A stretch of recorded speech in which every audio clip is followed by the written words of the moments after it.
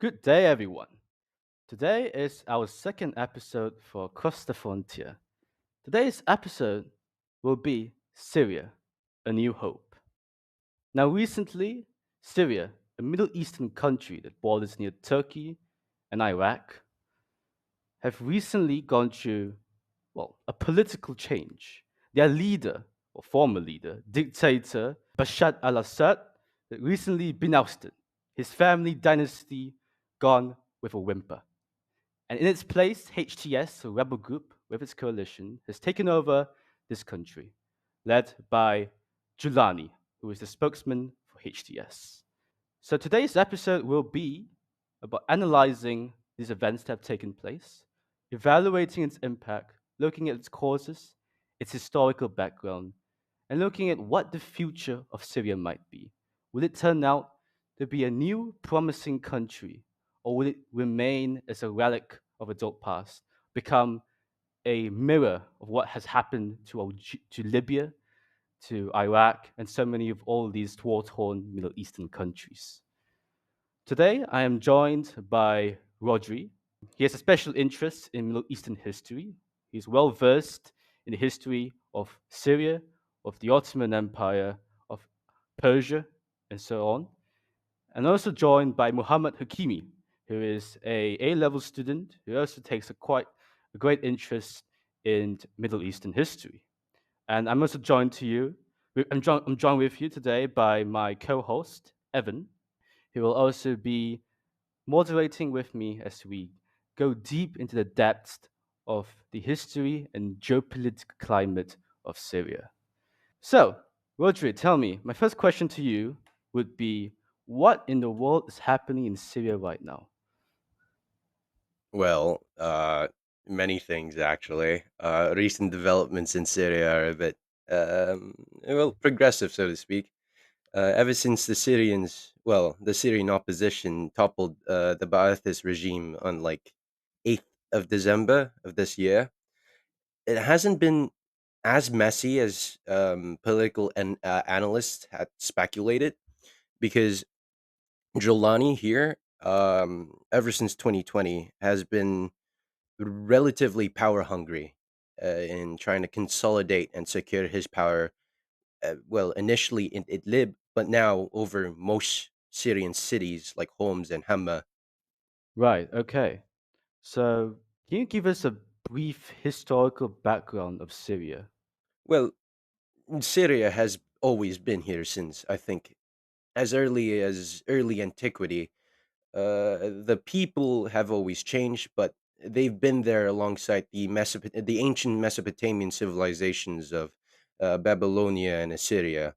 Now, what's relevant here at this point of time is Syria's partial independence in 1930 from the French, and then afterwards, its subsequent vie for, autonomy, self determination, and so on. Syria as a whole has always been plagued by just outright dictatorships from as early as the 1950s, where it's important to know, as in how the modern Syria is shaped by its previous or recent events was the Ba'athist consolidation of power, or like its rule in 1963.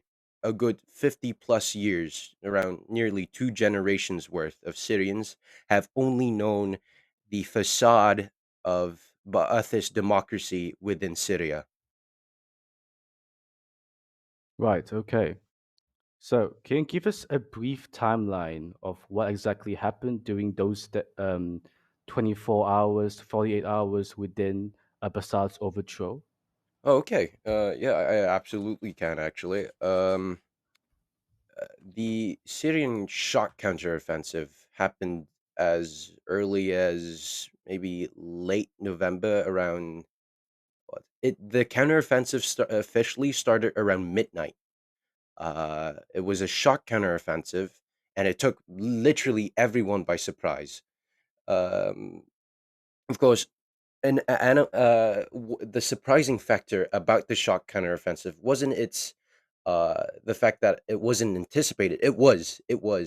The shocking factor is when it actually gained initial momentum and advanced forward into SAA, Syrian Arab Army government positions, and within the first few days of this shock counteroffensive, they were able to secure and conquer, recapture Aleppo, something that the government has has spent nearly 6 years trying to take it from the rebels before they were able to do so.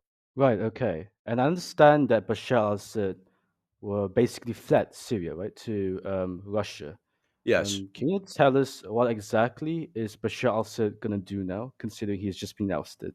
Well, I don't think so. It's We should put the entire focus in Bashar because he has been ousted from power. He is now irrelevant within the Syrian political landscape, save for maybe his more ardent opposition. I mean, sorry, ardent supporters in Latakia, Syria's coastline. But I've heard from local connections that as of 15th December, there has been a campaign to pacify Latakia from Basharist elements. That's in regards to SAA cells that still reside or roam the countryside, instilling fear. Bashar's picture, his well, the Assad dynasty in Syria is now gone. Whatever he does now, at least in Moscow, with the rest of his family, is not in the minds of Syrians or ordinary Syrians, because there's little that he could do. Right, okay. So, can you tell me why exactly is Bashar al-Assad so hated by the Syrian people? Why did they basically oust him? You have to understand, it's not only him; it's the entire Assad dynasty, from his father to his uncle to his brothers, even. Um, Hafez al-Assad.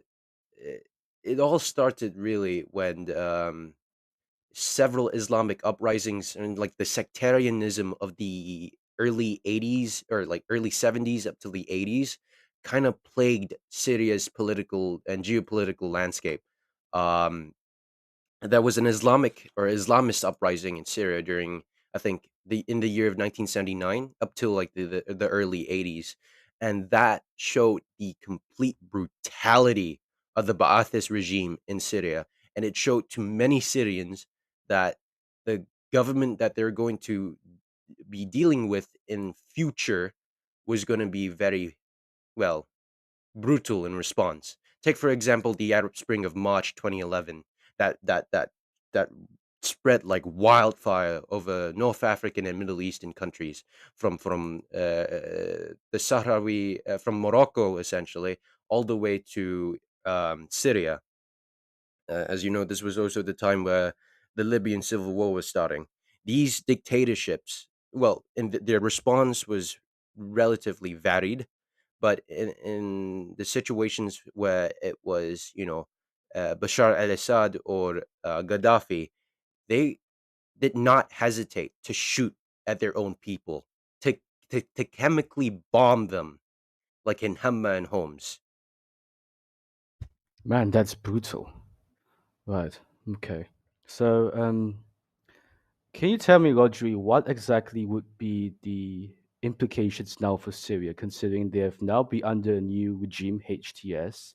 Do you think that HTS would be responsible and more and basically be capable to lead Syria to a better future, or do you think Syria is going to be even worse than before?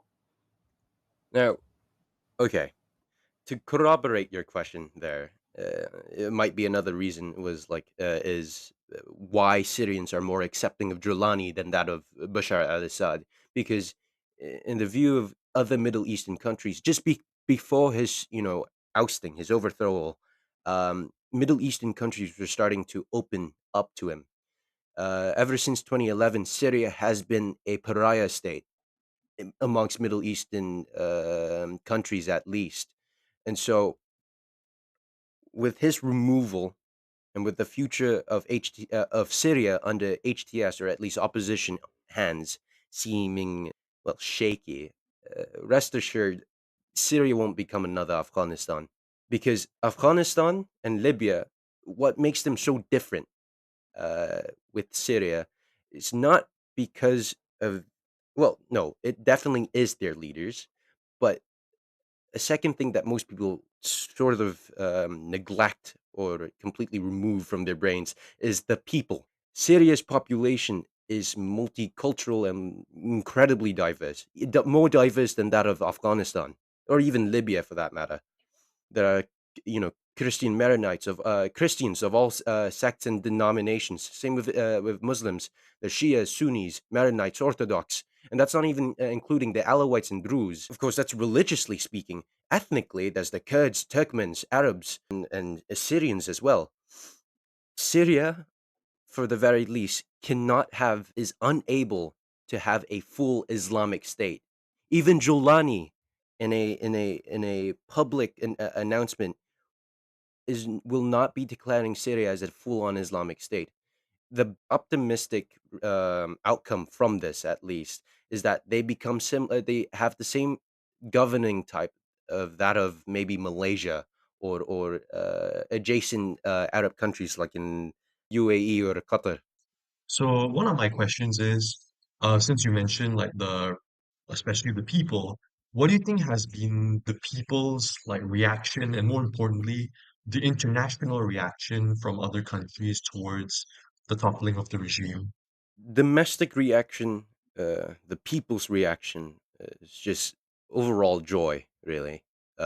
Say besides the Alawites, who are Bashar's people and had important government positions, because right now their main fear, the main concern is revenge attacks. But overall, it's been relatively happy, more than content, euphoric even, that Bashar has been ousted and that now a more, I guess, unilateral government system might be instituted. Because the thing is with with HTS in particular, one thing that's makes them different from that of their previous Al Qaeda links is that during their governorship of Idlib, their rule was far more tolerant than that of even Bashar, so to speak.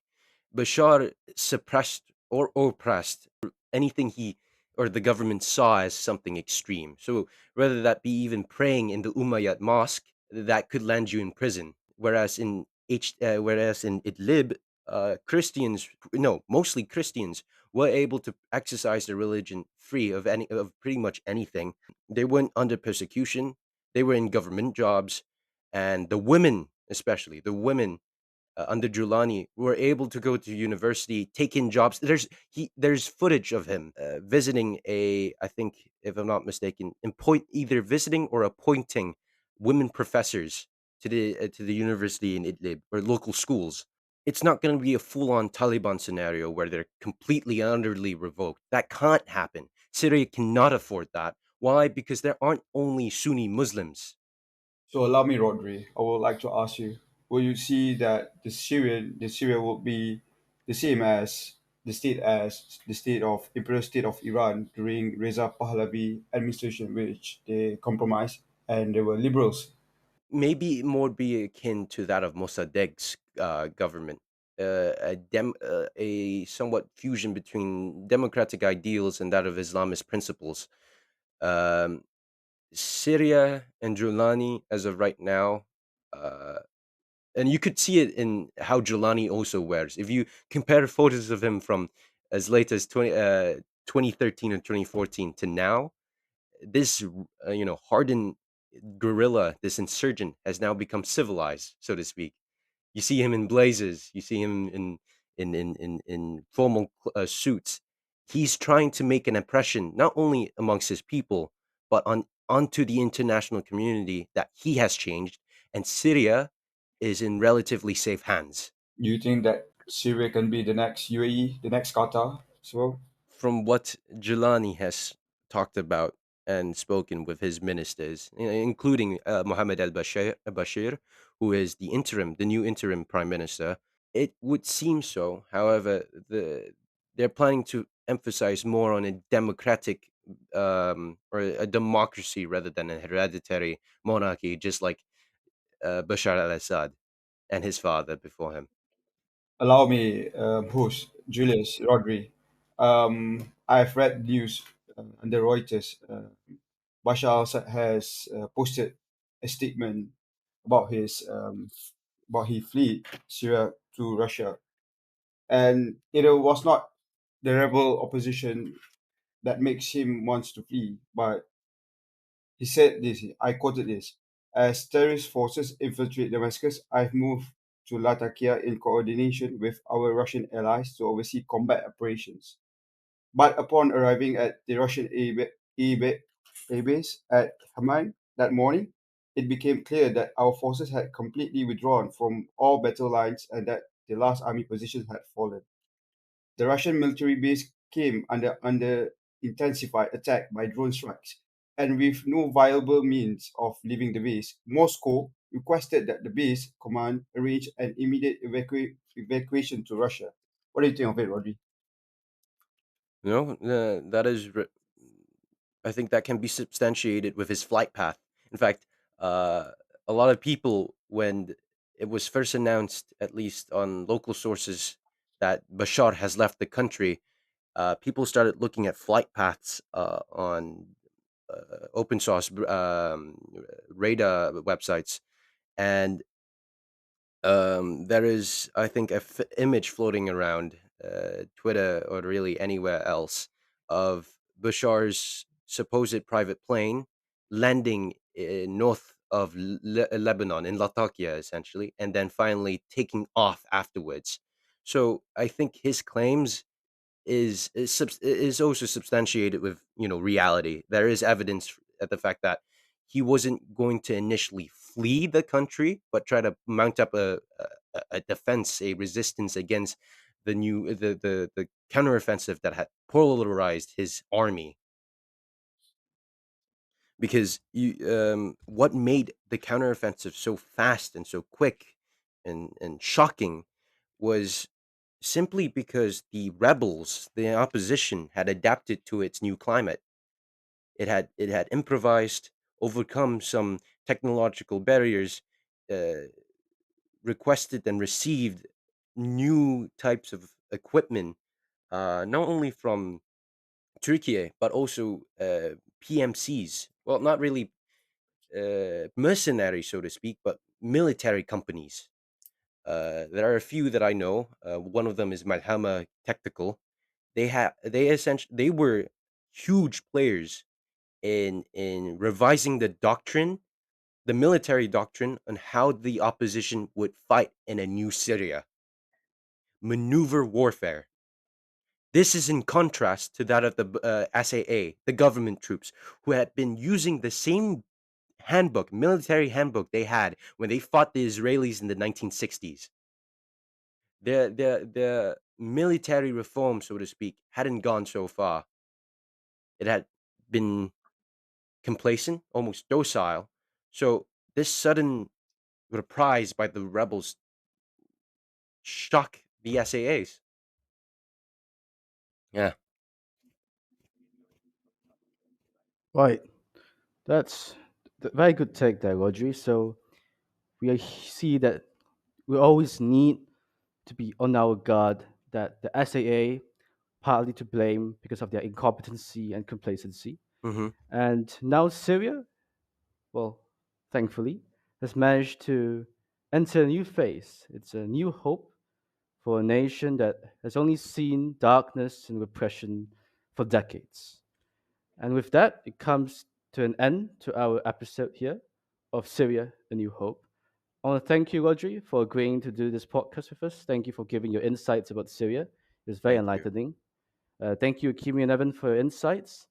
Thank you, And Julius. Thank you, Julius. thank you, viewers, for listening to this podcast. And I hope to see you guys in the next one. Till then, have a great day and goodbye.